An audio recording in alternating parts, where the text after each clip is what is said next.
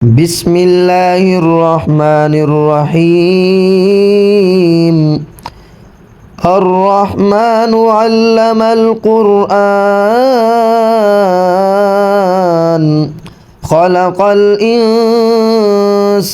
علمه البيان الشمس والقمر بحسبان والنجم والشجر يسجدان والسماء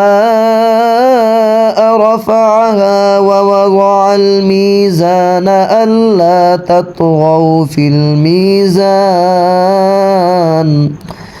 وأقيموا الوزن بالقسط ولا تخسروا الميزان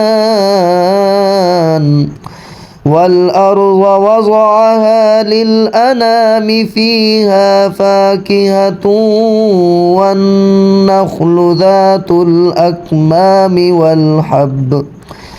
والحب ذو العصف والريحان فبأي آلاء